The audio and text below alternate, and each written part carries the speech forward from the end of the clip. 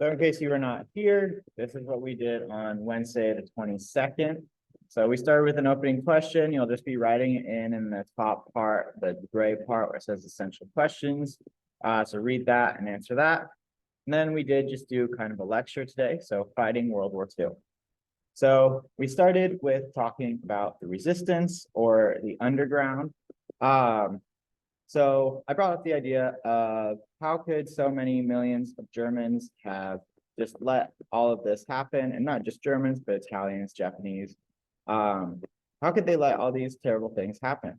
Well, we talked about some of the ways that some citizens did not. So one of the ways is the resistance. So we see many types of resistance, many types of people helping the Allies during this war, hiding Allied soldiers, guiding them to safety, also just hiding other people. The biggest example I gave is Diary of Anne Frank, the people who hid her. That was part of the resistance. We're also going to see a lot of espionage or collecting intelligence to send to the Allies, which we'll see on the next slide. Sabotaging the German, Italian, and Japanese war efforts, as well as guerrilla warfare. Also, one of the things I brought up is that the resistance and other people do attempt to kill Hitler. He does survive 27 failed assassination attempts, many of them poisonings. And as I brought up in class, it turns out the best person to assassinate Hitler was going to be Hitler himself, because he does commit suicide at the end of the war. The other point of resistance I brought up, or how could people let things happen, is just turning a blind eye to the things that are happening, just living your life like nothing's happening. And you could say, how could people do that? How could they just let all these terrible things around them happening? Well, you can convince yourself that things are not happening. And I brought up the example of people in modern day, all over the world. There are tons of injustices happening all over the world, and most of us are not doing anything to change them. That does not make us bad people for not changing it, because we're just minding our own business, living our lives. And this is a more extreme case, but it is a way that you can relate to it. You see all these terrible things happening in the world around us, and we don't do anything, similar to what many German citizens were doing at this time. So as I brought up, we did have a lot of espionage, a lot of spying happening on both sides, the Allies and the Axis powers. And this is a big reason why there's secret police. Germany is sending spies all over the world. So they figure they must be sending spies to us. We need to use our secret police or double agents or whatever to find these spies and root them out. So again, we see it all over MI5 and MI6, MI meaning military intelligence. That's going to be in the UK, the Abwehr in Germany, and the OSS in the United States, which is going to turn into more of the CIA in modern day.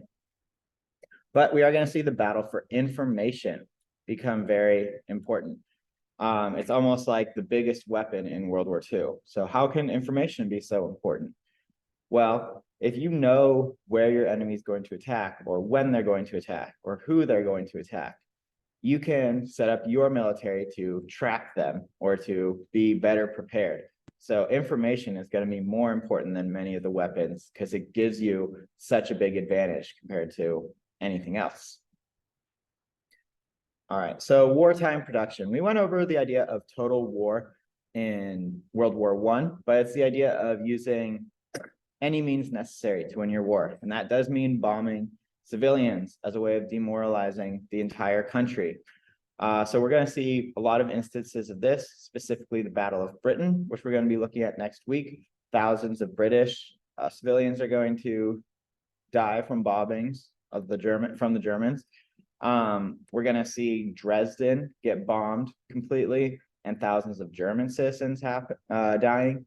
And the biggest example is the atomic bombs dropped on Hiroshima and Nagasaki, killing hundreds of thousands of Japanese.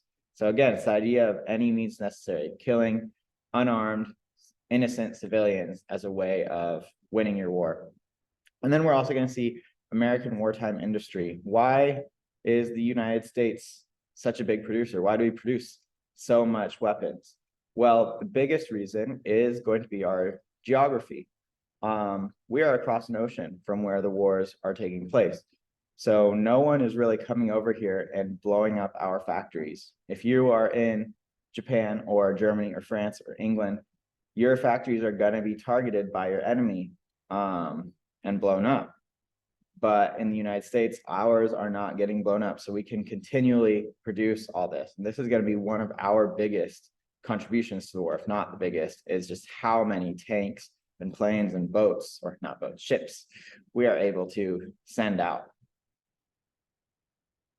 That's bringing us to the Allies' strategy. So much of the Atlantic theater is going to focus on just defeating Hitler first and then moving towards the Pacific. There's a lot of historical bias or just bias with that. It's affecting them more, so they're going to focus more on that. Where in the US, we see the military focus on both sides, the Atlantic and the Pacific. But Europe, specifically England, is going to say Hitler is the biggest threat. We need to defeat him, and then once we defeat Hitler, then we can move on and handle the Pacific. But almost all of their military is going to be focused on that. In the Pacific theater, we are going to see the idea of island hopping being used.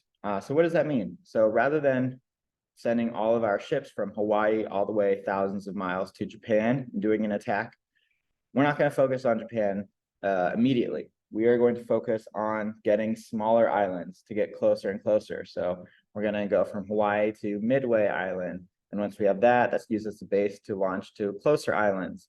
And we just keep getting closer and closer to Japan so we can launch an attack rather than sending thousands of miles across the ocean to Japan.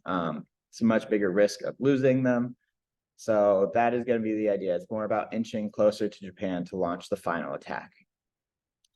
And then we are going to focus on 6 turning points of the war. If you notice, based on last lesson, historical bias, I'm not even mentioning the invasion of Nanking here. So what kind of bias is that showing, right? But the first major turning point we're going to be talking about is the 1939 Nazi invasion of Poland, starting the war in Europe. Germans are going to use this idea of blitzkrieg, blitz meaning lightning, krieg meaning war, lightning war, quick war, to overrun specifically Belgium and France in the early stages of the war. If you think back to World War I, in over 4 years, they barely took any land. So how are they able to take all of France in under a year? France, who was considered to have the best army in Europe at that point.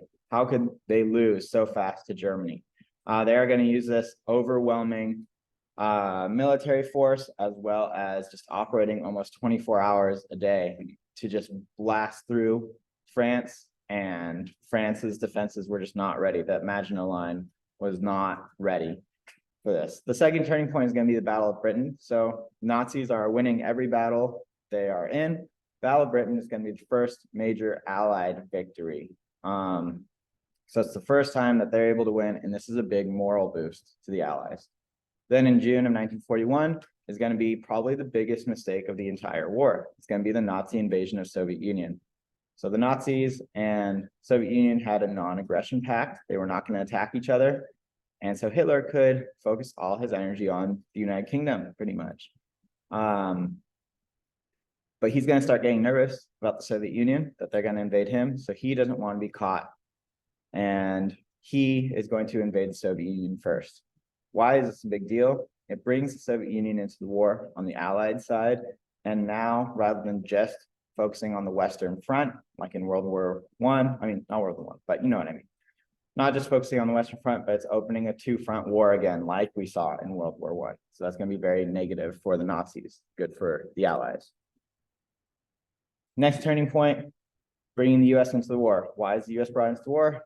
Japanese attacked Pearl Harbor. Why would they attack Pearl Harbor? Japan wanted to get a lot of oil in the East Indies. America was basically saying, no, you can't do that. So to buy themselves time, Japan is going to attack our military base in Pearl Harbor, Hawaii, which kind of paralyzes the US military for a short time. This buys Japan time to be able to take all those islands and all that oil in the East Indies. So you could say on that front, it was very successful. But it does bring the United States officially into the war, and which is ultimately going to be very negative for the Japanese. June of 1942, the U.S. victory at the Battle of Midway, our first major battle victory. Again, that brings up that idea of island hopping. It gets us closer to Japan. It's a very important battle. We are going to be talking about it more next week with our battles lesson, but it allows for that island hopping. And then lastly, Soviet victory at Stalingrad in 1943. Significance is 100,000 Nazi soldiers are captured, and it's really going to start putting the Axis powers on the defense. They were on the offense for so long. Major turning point, because now they are having to defend themselves, which is going to lead to the downfall of the Axis powers. So that was the lesson for the day. And then I wanted you getting into groups for a project we're doing next class. And of course, you do have the exit ticket. So good luck.